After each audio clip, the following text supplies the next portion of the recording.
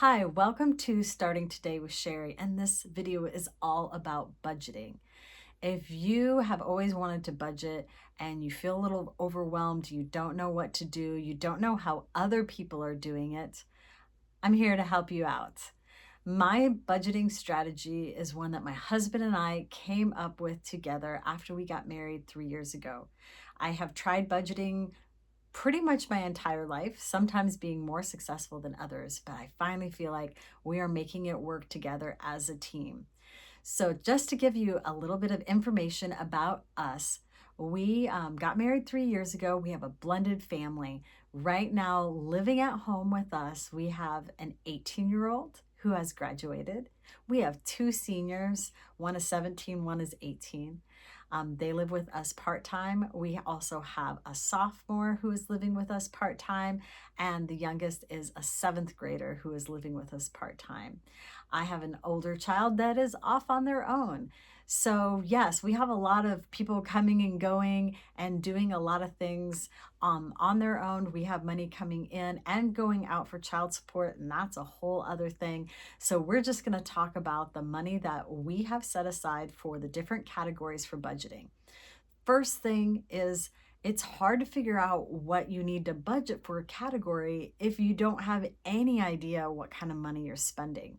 So, before you even budget, my suggestion is to track all of your spending that you normally do and be honest with that. Don't spend some cash on fast food and not count it as part of your budget. You got to really pay attention to everything that you're spending, write it down and get a really good understanding of what you are spending. I mean, if you're in a situation where you have a very strict amount of money coming in and you know that you only have certain amount of money for different categories, you might have to go about it the other direction where you say, I only have $200 for groceries, period. I don't have a flexibility in that area. So a couple different ways that you can go about it to start off. But these are the budgeting categories that we have for our family, and I'll share with you what we have down for that month, each month of the year. So starting off, number one, I'll be looking over to the side a little bit for my information. We have is for our housing category. For us, our housing category does consist of a mortgage as well as an apartment rental that we have. We have a unique situation right now with as we blended our families that I actually do spend 3 days out of the week with my child, and my husband spends 3 days out of the week with his children at the houses. So we have some really concentrated time spending with our kids. And so until we have the senior moving off to college, we do have two properties that we live in part of the time. And so our housing is quite expensive right now. We have budgeted $4,310 for our housing expenses, mortgage and rent. The second category is going to be our electricity. And right now we budget $300 for the both properties. Now, for a lot of our categories, just for you to know, we kind of have an average for the year. So in times our electric bill does go down, and in certain times of the year it goes up. So we have a $300 monthly budget that we put in there, and then anything we don't use, it rolls over so that when things are higher or things are lower, it kind of averages out for the whole month, or I'm sorry, the whole year. So our third category is our water and our natural gas. And for both properties, we have set for that $300. Number four category is our groceries. It's really interesting to see what people spend on groceries. I've come across wild numbers in my opinion, and it probably makes a big difference in where you live and how many meals are actually being served at your house.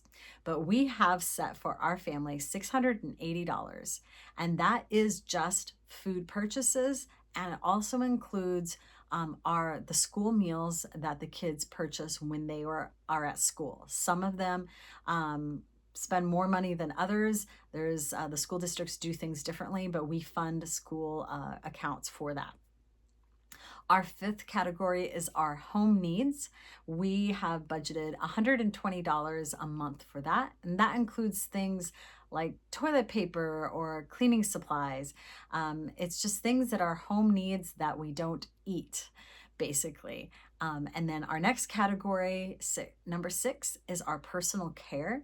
And that is things that we use personally or services that we get. So our haircuts go underneath our personal care.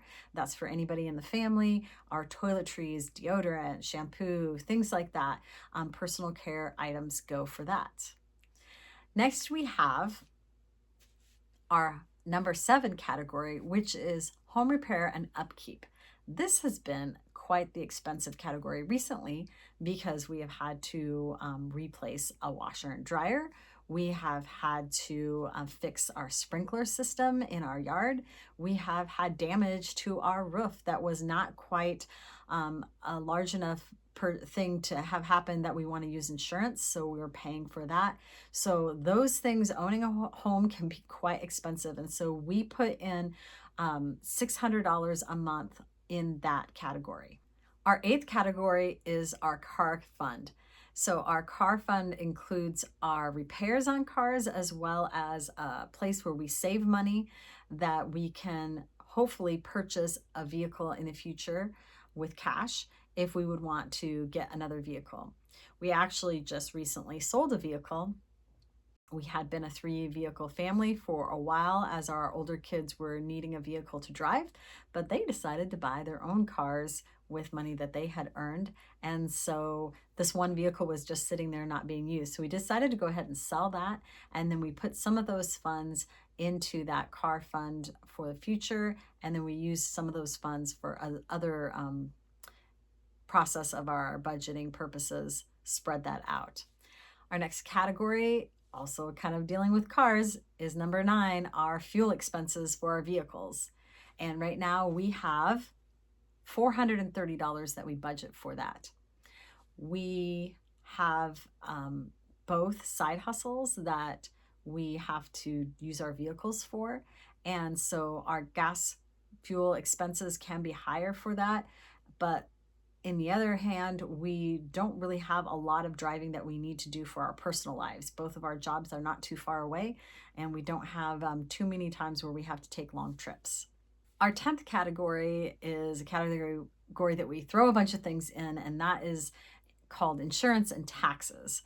And so it includes things like our car insurance, our life insurance, our plates on our car, our yearly accountant. There's a handful of things that go into that budget, and that is $478 a month.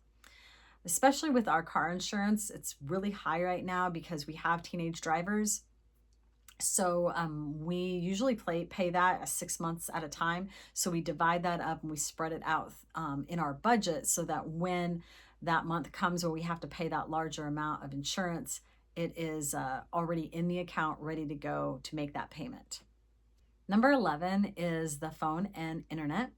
Everyone in our household does have a cell phone, and we do have some shared things with the other parents with these charges, so it gets a little crazy sometimes figuring it all out. And of course, we have our internet. So together, we are paying $325 budgeted for that particular expense.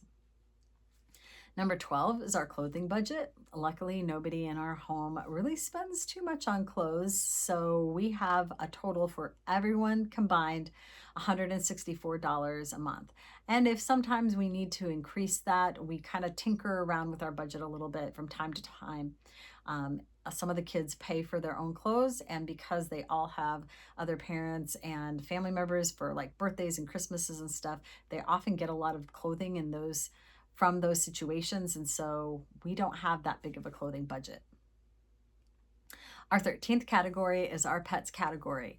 And as you see, my mascot, Motley, is one of our pets. We have a total of 3 cats in our household, and we'll talk about those some other time. But of course, you need to take them to the vet. You need to feed them and give them the things that they need to thrive. And so our cat budget is $70 a month. Number 14th is health and medical.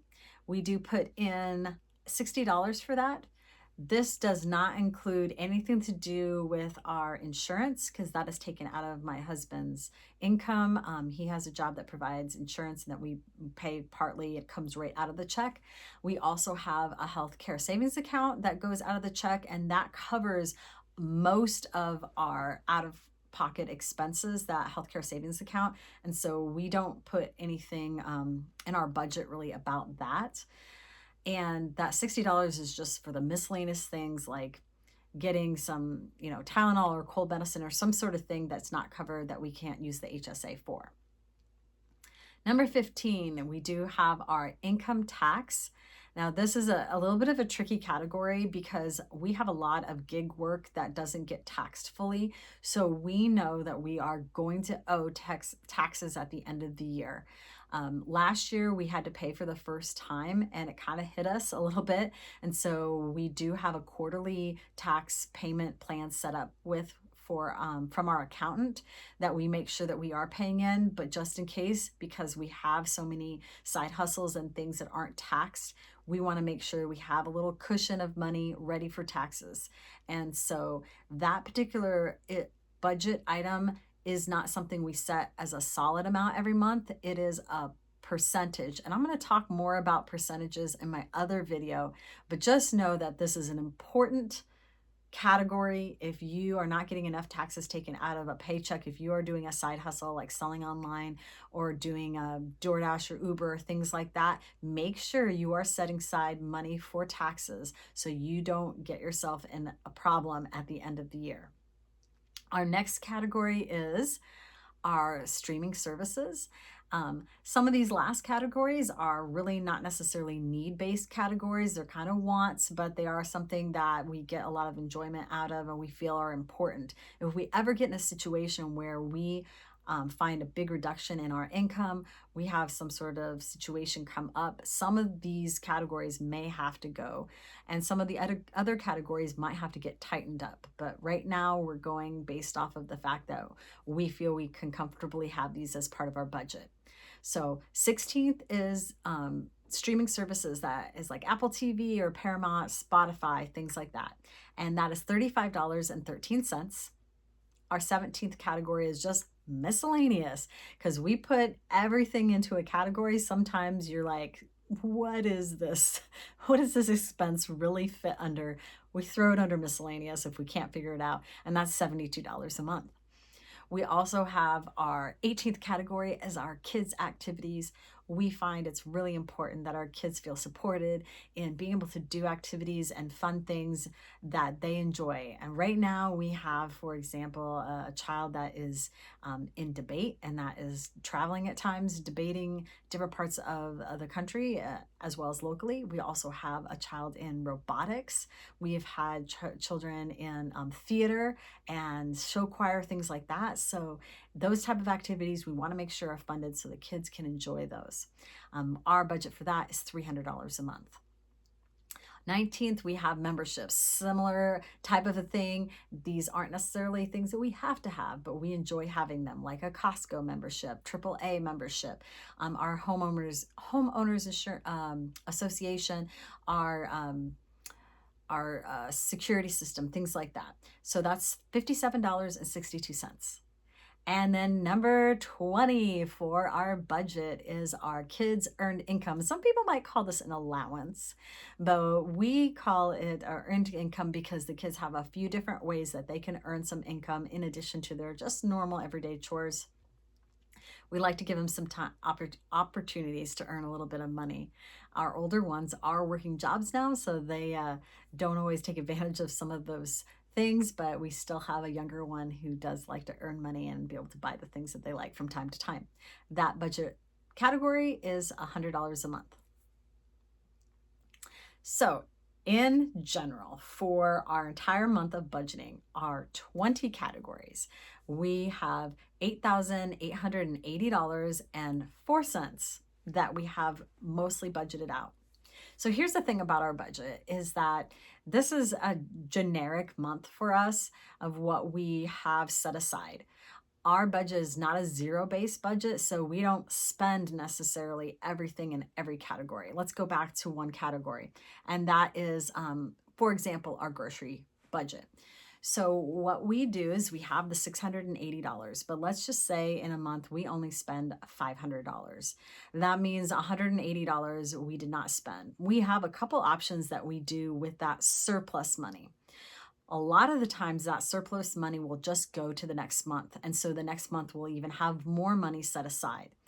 And sometimes we decide after multiple months, maybe our grocery budget or maybe our clothing budget or maybe a different item has gotten way too big and we feel like it doesn't make sense for us to keep holding that money. We might disperse it to another category.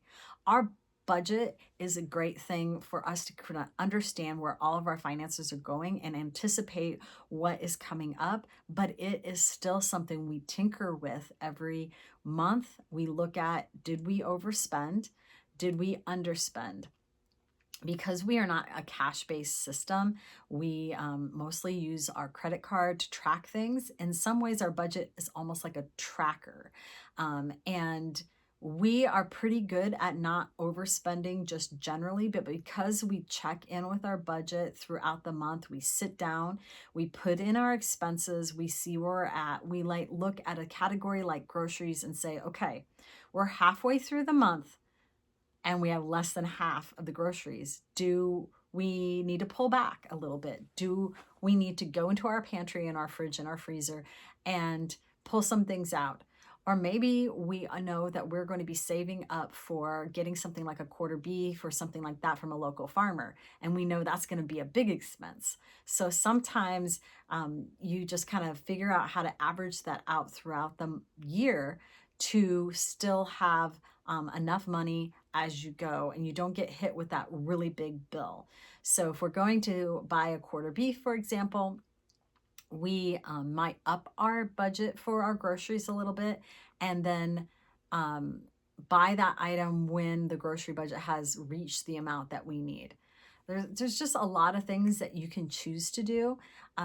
And for us, we use a Google Sheets, a spreadsheet that has each of these categories, and we go through and list every single expense and give it a label. Even if we go to a grocery store and let's say we buy some cleaning supplies and then we buy some food, we then look at our receipt at the end of the month or afterwards and we say, okay, 50 of the dollars was grocery money and 20 of the dollars was household money, home needs money. We really do pick apart all of our receipts and we make sure that everything is going to the category that it needs so that we can understand where we might be overspending, where we might be underspending, and just get a very clear understanding of all of our finances. The thing that I haven't talked to you about with these 20 categories is the fun things, the goal setting things, the extras. And that's going to be in a future video. And it's really kind of a want category. And I absolutely love how we set this up with our budget because it just gives us motivation and incentives to find other ways to earn money. And I don't know if this would work actually for everyone because in our household, we have only one income. That is my husband's main job. That is a set income. Like he knows what he's going to get paid every month. It's always the same. Whereas his side hustle, my income as a server, my income as my side hustles with my online selling, as well as doing delivery services, all of those things are flexible. And some things are out of my control, but I definitely can earn more money by working more hours and making sure I know what I need to bring to the table to hit these goals. Because we have his full-time job plus all of my jobs. And we have that budget that I told you was at the end of the month, $8,880. If that's all we made, then we don't have any money for any extras. If for some reason we made less than that, we're going to have to fine tune our budget. We're going to have to find every single category that we can tighten up. Do we really need to buy any clothes? Do we really need to have that streaming service? Can we cut down on groceries even further? There are some things that we can make a difference in. and some things are not negotiable. Right now, we can't change our mortgage.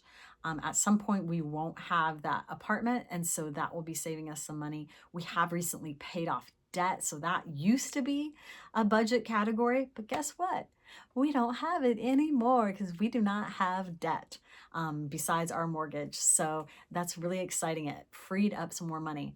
So stay tuned for another video that's going to talk about the other categories on top of these basic budgets and explain to you why I like it so much, why it's so fun, and why I feel it really works for my family. Thank you so much for watching today. If you have a chance to like or subscribe, if you have a comment of a budgeting category that I didn't even think of, put it below. Tell us a little bit about your family. What's your monthly budget?